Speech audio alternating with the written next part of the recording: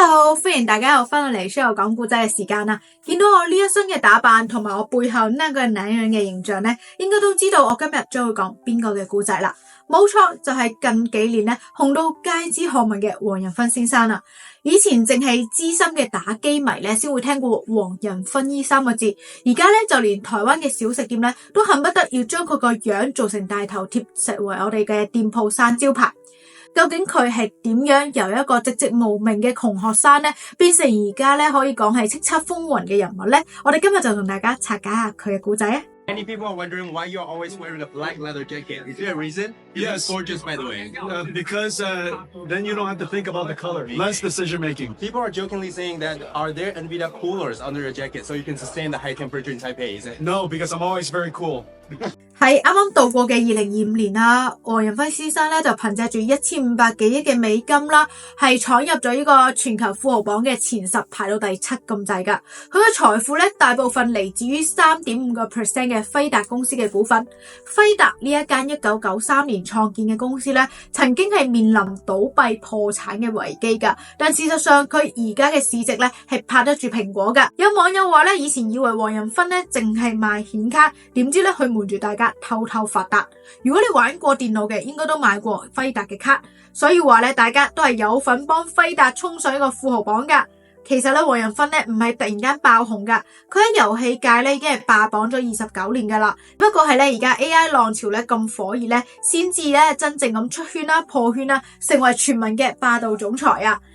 入邊咧仲有個小故事噶，而家有好多人咧將黃仁勳先生啦同台積電嘅張忠謀先生咧相提並論，其實佢哋係忘年之交嚟噶。當時咧輝達面臨呢個倒閉啦、破產嘅危機，黃仁勳先生咧就寫過一封信俾張忠謀先生，話可唔可以合作幫助佢渡過危機。咁當然啦，張忠謀先生最後係接受咗嘅，所以而家輝達咧係台積電嘅最大客戶之一嚟噶。呢一段古仔咧可以話係科技界嘅佳話。他寫了一封信寄給了台積電的張忠謀，其實他心裡也沒把握，這封信最後也可能落得石沉大海的命運。The reason why I had to write you a letter was because I called your U.S. sales office repeatedly with no success. 抱着姑且一試的心情，沒有想到張忠謀他不但看了信，而且他還親自直接打電話來了。There was a lot of noise, after I introduced myself. I would just say, "Hush, quiet. Morris Chang is calling me," and that started our business. 接到張忠謀親自的來電，黃仁勳他喜出望外，而他也沒有辜負張忠謀的會演示英雄。黃仁勳曾經豪氣的喊話，有一天輝達會成為台積電最大的客戶。其實黃仁勳而家嘅爆紅或者講佢嘅暴富咧，完全唔係靠運氣嘅。佢做啱咗2點，第一就係揀好咗賽道，第二就係捉好咗護城河。呢2點正正係佢哋發達嘅前兆啊！輝達咧一開始靠嘅係遊戲顯卡去起家噶。黃仁勳話過咧，佢以前就係知道 GPU 運算好快啦，所以佢冇諗過可以用喺 AI 上邊嘅。但係 AI 嘅發展最需要嘅就係算力啦。GPU 嘅平衡運算能力比 CPU 要強幾十倍，就好似咧大家普通嘅4個轆嘅轎車同埋跑車嘅區別啊。所以話咧，佢自然會成為 AI 科學家嘅最愛啦。其次咧，喺2006年咧，黃仁勳先生做咗一個非常之大膽嘅決定啊，佢力排眾議投資咗喺 CUDA 平台。咩叫做 CUDA 平台呢？佢可以講係程序員嘅翻譯官啊。以前程序員或者係工程師呢，要學非常之複雜嘅程序語言呢，先至可以操縱到呢個 GPU。但係而家佢如果學咗 CUDA 呢，可以簡單咁用 C 語言呢就可以啦。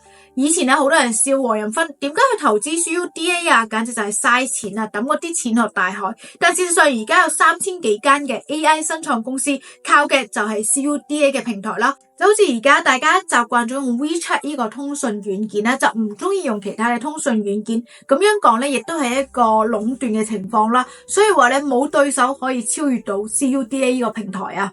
最後咧，亦都係黃仁勳先生呢個眼光啦。不如我哋而家嚟講下黃仁勳本人啦，點解佢會咁快成為大家嘅心目中 AI 教父呢？因為好多人覺得咧，科技界嘅大佬應該係高冷，而且咧係不食人間煙火嘅，但係相反，黃仁勳就完全冇架子啦。